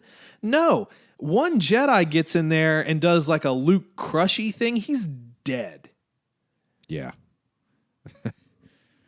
and the fact that he can even be pushed around when Loden is extremely weak. I thought it would have been neat if he would have used the staff to stop that. Like, nope, you can't do that. We know he's not susceptible to the mind trick, although it does say the mind to mind. Well, it does say that he thought about it and he wanted to, but he was able to fight it off. So he's not like completely impervious to the Jedi abilities. Yeah. But that also tells you that he would be easily defeated by even a mind trick if it was a Jedi at full potential. That's my point. Yeah, exactly. So he seems like such a weak bad guy to me at this point. And really what he has going for him is the paths and a very interesting voice that Mark Thompson brought up. Not a bad voice. I know you didn't like it as much. I'm fine with it. It was almost like Southern drawly, you know what I mean? It was good and bad at the same time. It was an interesting voice, but at the same time, it just seemed slightly weak to me. Yeah. Just a little bit. Well, and you know, it really is an issue because they're setting him up to potentially be a Sith. I think there's a good possibility that that was their goal, but then they easily allow him to be thrown around, and Jedi mind tricks don't typically work on Sith. Well, in fact, I don't think I've ever seen anywhere that works. Well, because the Sith are also they're force wielders. But the thing is, there was also a part in here where Marchion said that the Jedi let his family down before, which makes me think more along the lines of like Dathomir and like the Night Sister type of like magic, not really the Force, but kind of the Force, kind of magic type of thing. The grandmother reference makes me think of that quite a bit. That's kind of, but you know, it's like, oh, but they're not like old Darth Maul, and it's like, who says they have to be? That's not all of the in the Night Sisters. And that was I'm a Night brother. When I was brother. I don't know. It definitely, the ending of that changed my opinion of Marchion quite a bit, because up until then, I was forming a bit of a theory that Asgar wasn't necessarily his father, but we were talking some rule of two things going on here. Okay. That was my theory up until that point.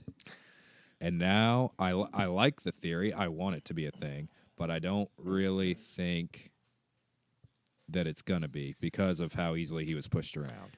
Yeah. There's one issue with throwing out anything Sith-related, though, in the High Republic, and that's Yoda saying, we haven't interacted with a Sith for over 1,000 years.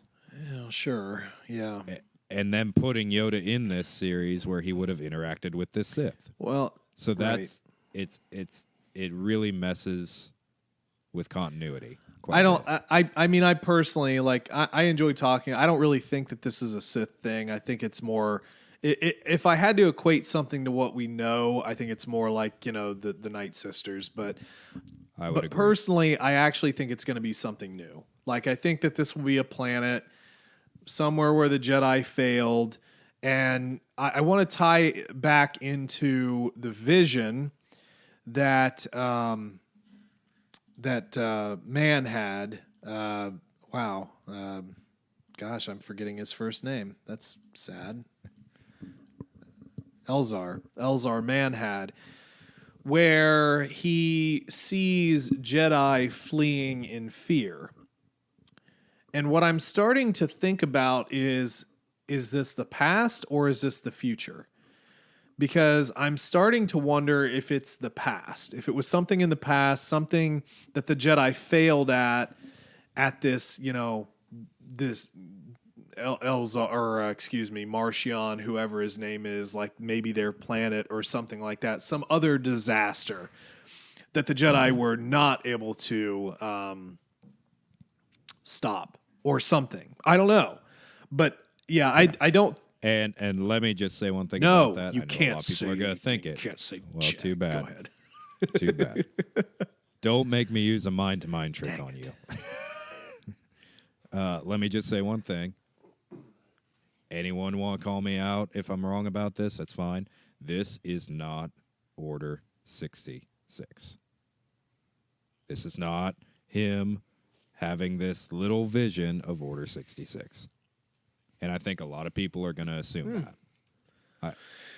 Yeah, I could see that. No, but yeah, I don't think it is either. But like I said, I feel like it. Maybe it's the Force giving him something more from the past, so that they can, so that the Jedi can stop it from happening here in the future with Marchion. However, let me just go ahead and say the positive. This is why you don't do prequels after you have well-established sequels, because we already know things work out. Yeah. It's even more difficult when you do a prequel to the prequel. I know. We already know. So let's go ahead and talk Yoda a little bit here. So Yoda is doing his youngling thing, sabbatical. They're even calling him ancient at this time, which I think is hilarious because of all, you remember all the fan artwork of like, I think there was even like He's slightly younger. Well, I think there was even like an official piece of him, like with hair or whatever. Was that official? The very long hair in a much might more not have been official. primal, kind of more of a primal version of himself. Well, anyway, how old was he during the New Republic? Was it 800 at that point? Roughly 850. Is that what it was? So he'd be in his 600s, I believe. Yeah. Well, anyway, he's going through his midlife crisis. He's got a Corvette that barely runs because he bought it from a junk dealer out on I don't know, some planet, whatever, insert planet here, doesn't matter. There's a junk dealer on every planet, and he's like got the one headlight that won't pop up. He's got his kids baseball team that he's the Bad News Bears that he's coaching during the summer. The Bad News Band. Yes. Yes. The Bad News Banthas. So he's getting... Or the Bad News Bothans. There you go. The bad news is many died. Yeah. So he's getting some T-shirts made out there as he's taking his sabbatical, trying to figure himself out. He's maybe doing some yoga at this point, maybe drinking some kombucha. Some yoga Yoda. Yeah. But, it's like, what is Yoda honestly doing here? So he's just teaching? Is that all he's doing? Do you think Yoda's disillusioned at all at this point? I'm interested to see what they do with Yoda. I don't think at this point he would be. I think that he would be in line with many of the other Jedi of this era. I think he's going to be much more in tune with the Force. And have we ever even heard Yoda say the will of the Force? Because that is really, we kind of brush that off as a simple saying, but it's a really important thing if you're actually studying to be a Jedi. Yeah. Understanding the will of the Force is something that, again, any prequel era Jedi really didn't care about all that much, including Yoda. Well, I'm just thinking that maybe this is around the time that Yaddle and him broke up. So he's just having a tough time. So he's getting in his Corvette and going to the drive-thru and, all right. Probably gained a few pounds. All right. Hey, one other thing we didn't mention? Steel horses. Steel horses. The Steelies. That they weren't a thing? They're totally a thing, man. And there's pictures, too, to prove it. Yeah. You know what's cool about them? When they stamp around with their alloy hooves, they create sparks on the planet's surface. It's pretty sick. The only thing I'll say is that it wasn't used in as stupid of a way as I was worried it would be used, because we've had fan art of this for quite a while. Well, Darth Vader had a horse.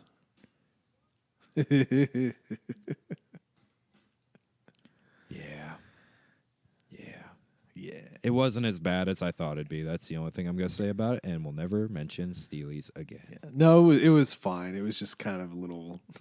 it's worse in, like, the art. It's like, oh, charge on our horsies. But anyway. Yeah. So, anything else we want to cover? Light of the Jedi-wise? I think we've kind of bounced around quite a bit. I'm sure there's going to be other references we want to make, but there's a lot to go through. This is completely new in the realm of Star Wars for us, so it's a bit overwhelming. Well, I think we've covered a decent amount of it. Yeah, I guess a couple of names just to mention real quick. Buryaga, the Wookiee, our Wookiee Jedi here, who was actually able to feel the people that were in those fragments of the Legacy Run, very interesting, and nobody can understand him, so that's sick. But he is, except for his master. yeah, except for his who learns master. free work for him. But he does comfort that boy, Serge, I think was his name, who was Serge. hacking for inappropriate movies. Oh, it was all his fault. I did think one bit of writing that was really entertaining is when blanking on her name. Sorry, when the captain of the ship kind of calls him out on, it's like, Yeah. And all of a sudden, all the boys found very interesting things to look at on non-interesting That's right. surfaces like the wall or the. They're trying to get in those MA movies, you know. Mm-hmm. Naughty boys. After midnight. After midnight. Yep. We already kind of mentioned her, Indira. We've got our military couple. Oh yeah. Blanking on. No. I've got them in a tab here. So Joss and Pika Adrian. I honestly thought they were dead. I thought that they were going to kill both of them off or kill one of them off, but they survived. Couple of pilots that have a long beam, which is a class of ship, and they helped out on Hetzel and yes, and they introduced us to cables that stretch to a molecular level to the point where you cannot see. Yeah, that was kind of interesting. You know what? Here they have a picture of the ship. Oh, really? Yeah, it's kind of well, that's cool because honestly, that is one. Kind of just looks like a ship that, like the letter I. I kind of wonder because they didn't really describe it. The letter I, like ice cream. No, it's just kind of like a thin ship. It's got two of the like sort of motors on the back, the turbines on the back, and then kind of like a hammerhead on the front. Mm-hmm. So it's interesting. They seem to be small ships because they were talking about crew complement was anywhere from like 3 to like a max of 20. So they seem to be pretty small ships. That's disappointing. I was actually literally just about to give you a quiz on how many people it could hold because we heard about it like 5 times. Yeah, no, I remember some things, just not names very well. But yeah, it and it's 24. Yeah, okay, yeah, I see that now. Not a big compliment either. Talking about like only carrying like 6 missiles. I assume they also have lasers, but they seem like I don't know, more like an X-wing or something. But it seems like, at least judging by this picture, it has a bay in it, so maybe it can hold vectors in it. So like a troop transport or something. The starships were not all that great in this book, but I think that's understandable. In some ways, I understand why, because, again, we can't do anything better than in the prequels, or we run into the same issues that the prequels ran into. Yeah. So yeah, but no, that's cool. But yeah, the Adrians, they were kind of an interesting couple. I assume we'll hear more from them as we continue. We'll find out. They were funny though. Yeah, they were. Indira Stokes, we talked about her. She is a Thalothian who was actually, and I don't remember her name, but we had one of those on the council, if you remember, in the prequels. And I probably could figure that out pretty quick, actually. What's her name? I don't want to, is this the, I found it. Dia Gali, I think, is how we're saying that. Was she on the council? Maybe she wasn't on the. No. I think she was. She was a master. So there you go. Whatever. But I remember her from the movies. So we could have. I think we'll have a little bit more with that particular Jedi. Again, I don't know if we'll go back to the outpost, but she just seems like somebody we could fit in there with the next person. Bel Zettifar, who, I mean, let's face it, this guy, we're going to follow this guy, right? We're going to follow this person for a while. And they kind of almost overshadowed Avar with this character. They kind of did. Like. But they even said, I think Avar even made this too, this statement, this is a gifted Padawan who realistically is now a Jedi Knight, Yeah. But, yeah, I don't know. Zettifar seems to be pretty cool. He does seem to have like a natural ability with the Force. Sometimes he's not like really fully cognizant of what he's doing, Well-focused. but the Force is definitely with him. So, yeah, I mean, he's got a green lightsaber, so that's sick. I imagine we'll probably hear more from him. I don't know. Were there any other names that the Blythes? We were talking a little bit about the Blythes in the beginning. I'm going to be interested to see if they come back up, because they come from money from Alderaan, and they just chose to live a simple life. This one thing to throw out, the Sentekas that we really didn't like, that actually not to try and add more negativity to it, fine. but we get a little more expansion on the Senteka clan through all this, and their origins, how they became ridiculously rich. we have Marlowe and Velis Senteka, who are kind of like the main, like the patriarchs of, they're both male, but the patriarchs of the Santeka clan, of hyperspace prospectors. But yeah, I'm gonna probably say that I don't think we really are gonna like the Santekas very much going forward. And honestly, I don't know how much we're really going to interact with the Sentekas. I don't see them being a big part of any of the books. Truthfully. Well, we're gonna get more of them. Obviously, because we're gonna have Mari. Well, I mean, that my Obviously, point Mari. is that we're gonna hear more from the Santekas after we find Mari. Like somebody, my hope is that a Jedi, I'm going to assume Bell, is going to find Mari in her last moment type of deal, and that's going to be a confrontation with the Santekas at some point. But yeah, they seem shifty, very shifty. Very. Very shifty. And honestly, I found it kind of odd how much the Republic kind of relied on them for hyperspace knowledge. It's like they aren't really saying anything to us that wouldn't be readily available knowledge. Well, just felt kind of weird how much that's not necessarily true, though. I mean, the charting of the hyperspace lanes, I mean, if you find somebody who does it or who can do it, then yeah, you're just probably going to pay them and pay no mind most of the time, and that happens a lot. So I don't know, but yeah, I think they've been given a pretty big leash. Feels like maybe a little bit too much of a leash, just because they have come up with so many of these routes or whatever. So I don't know. Anybody else we want to mention?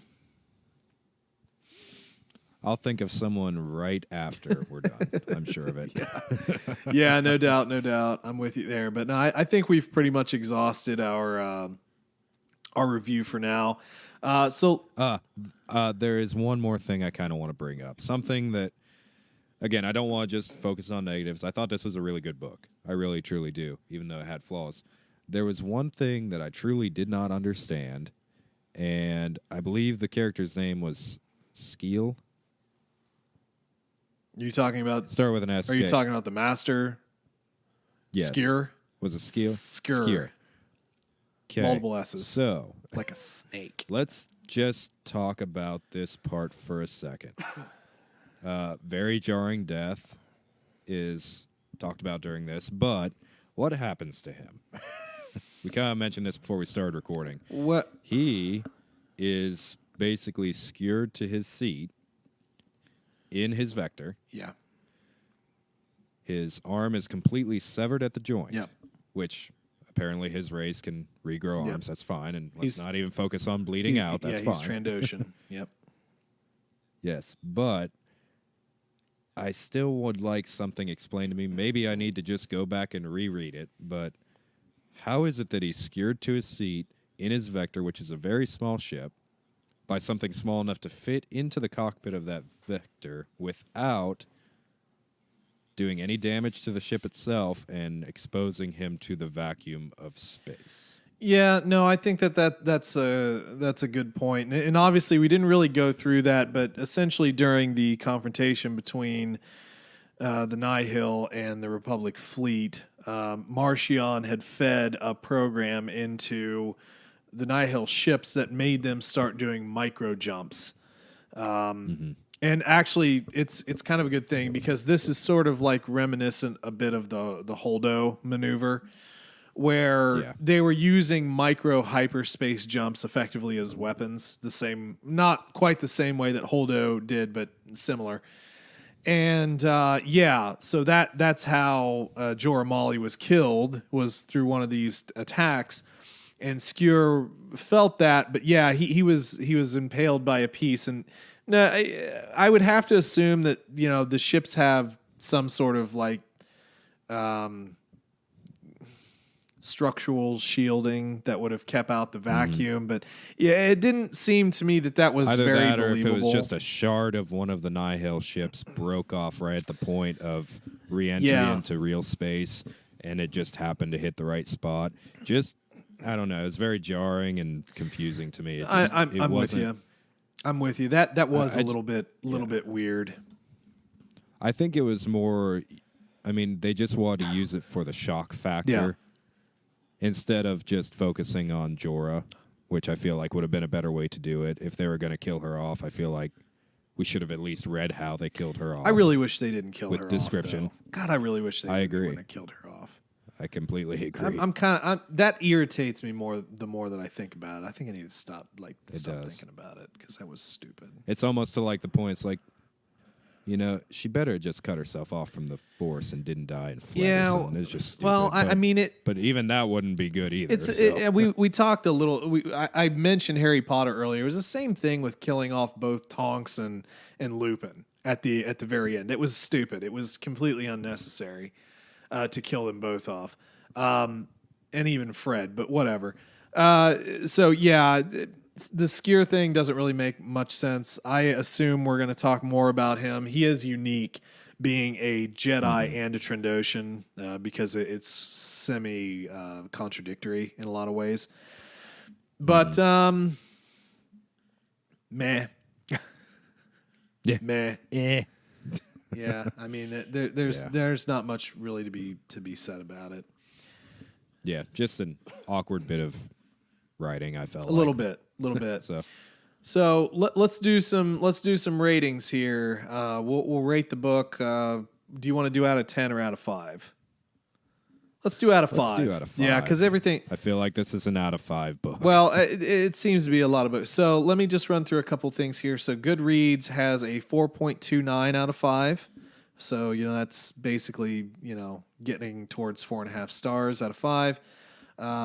Amazon, let's see here, is 4.5 out of 5 stars. Pretty consistent. Amazon or Amazon? No, Amazon. It's a new website that you've never heard about. I'm kidding.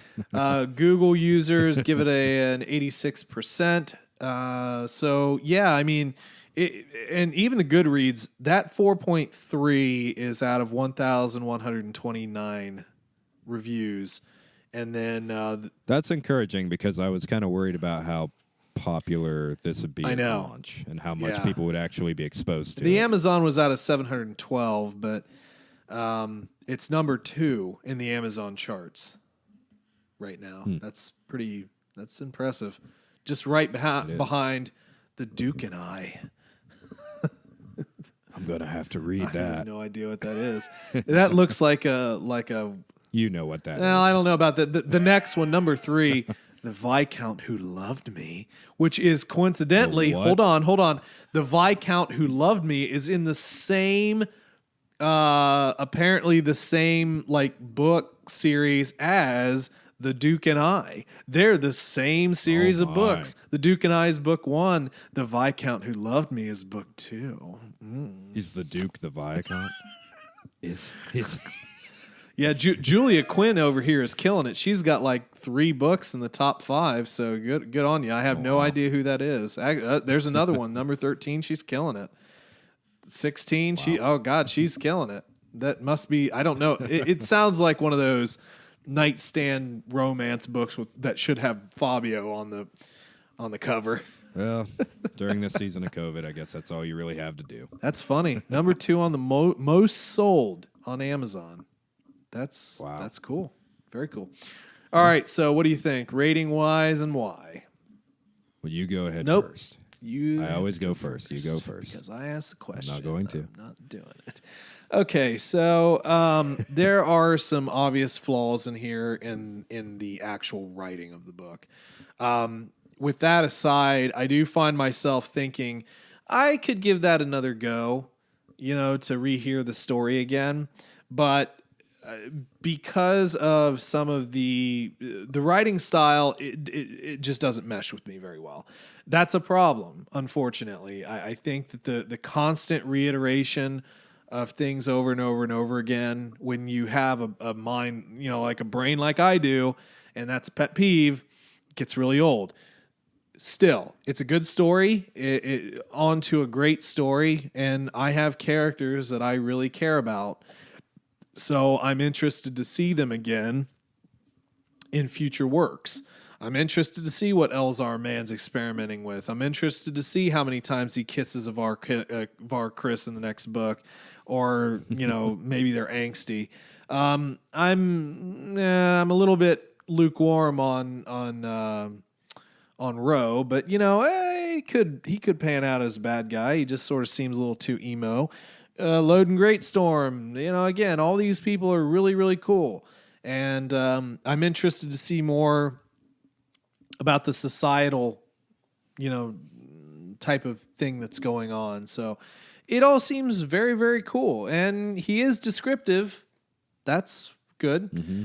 Just stop repeating yourself and then I'd be fine. But obviously very worthy of a best, New York Times bestseller, which it is, number 2 on Amazon, and generally good reviews. So I'm happy to see that, and I think that is deserved. And I'm interested. My interest is piqued in the High Republic, and this is what I think we needed during the pandemic. I think that this would have made a difference. Honestly. I think that this would have made a difference during the pandemic if we would have had these books to kind of go along with it, provide some different conversations. So yeah, I agree, and it really does make you wonder why we had to wait, why it was delayed after reading. It's sales. It's going to be sales and the ability to actually get the books to people. I would have to assume that the actual publications, like making these books, physically making them, and so on and so forth. So, rating out of 5, I am going to say 4.25. 4.25, I think, is pretty fair. Okay. Yeah, I would say I agree with you quite a bit. The writing style is an issue, and if you actually take that out of the mix and actually focus on the story itself, condense it down without the repetitive content of it, I would probably give this book a 4.7, a 4.6. But because of that, some issues with Marchion, some issues with killing off a character that I thought had a ton of potential. It is a good book, but it does have some issues, and I would give it a 4.1. Okay. Yeah. But yes, I agree. It has got me very excited for the rest of the High Republic. Yeah. Yeah, I think it's a good gateway. And what's great is that the next book, scrolling, sorry, I looked at it. Into the Dark is written by Claudia Gray. And we know Claudia Gray pretty darn well, all right? We know her writing. Yeah. You don't have to worry about repetitive crap with her. Hey, and guess what? You remember that Padawan that I was talking about, that Raph Silas? He's in this book. It says so. So we're totally seeing him. Hopefully, old Jorah Molly's apprentice looks like to be the focal point of that book. So, wonder if he'll inherit the saber. Well, the saber would be gone. It was on her. Well, I mean, just I'm not going to go into synopsises or anything. I don't like doing that, but anyway, that I did notice that's who we're going to be maybe focusing on. So yeah, hopefully you guys enjoyed all of this. We've got a ton more to go. Next week, we will be checking out the younger reader book, A Test of Courage. Which will probably be less repetitive than the adult novel. I don't know, man. We'll see. But yeah, we're going to go over it real quick. We are also going to talk a little bit about the High Republic comic that came out. So we'll go through that as well. And then, very soon after that, man, we're going to be pumping right back into the Dark. Rocking some more New Jedi Order. There's just a lot. Mm-hmm. There's a lot coming and going, and the High Republic's here, and I'm sure we will have a lot to enjoy as we go through 2021, and a lot to read. So it's a good way to start the year. And of course, this is all just to tide us over until the big thing of the year, our review of Lego Star Wars, the complete saga. Yeah, man. Yes.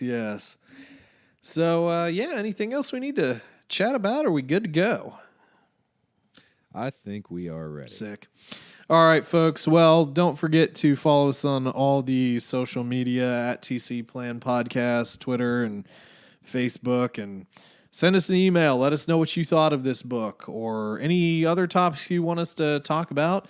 Email is tcplanpodcast@gmail.com. Again, all this information is in the descriptor of this episode, so feel free to check it out. And we will catch you on the next one. Have a great rest of your week. And remember, we are all